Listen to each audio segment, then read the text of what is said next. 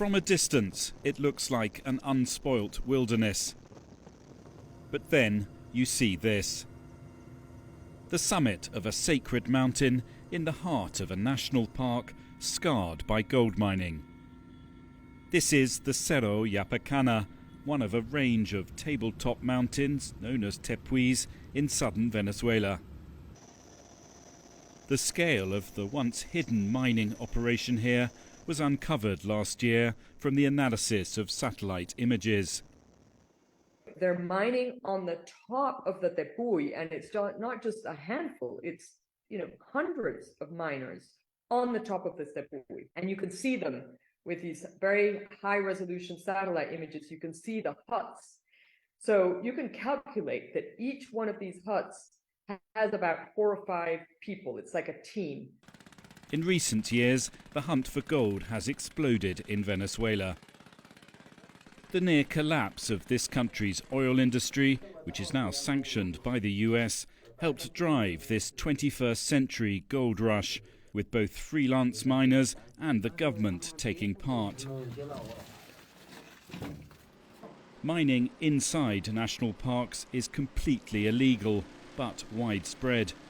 And many observers say that the authorities must be letting this happen. How do you get miners onto the top of the mine? How do you get the gold off the mountain? How do you get mercury onto the mountain? There's a lot of logistics, right? And you can only do that if you have support from the Venezuelan armed forces with their helicopters. Following publication of the satellite images, the Venezuelan government pledged it was taking action against illegal miners. It invited journalists on this trip to Yapacana.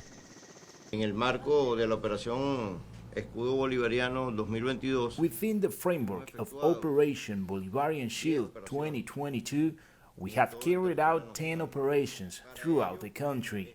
Our Bolivarian National Armed Force has employed 25,600 men in rapid action units deployed throughout the national territory. But some warn that all this is too late. The environmental damage to this fragile 2 billion-year-old landscape is irreversible.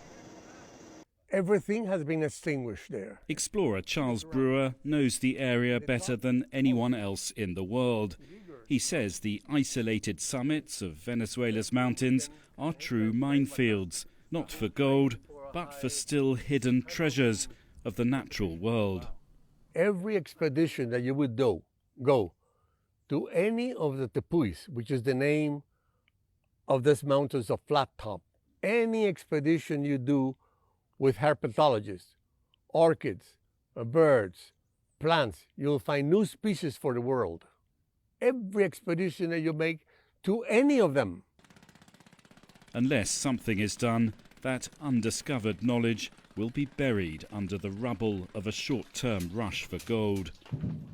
And this beautiful region, known as the Lost World, will have truly earned its name. Stephen Gibbs, CGTN.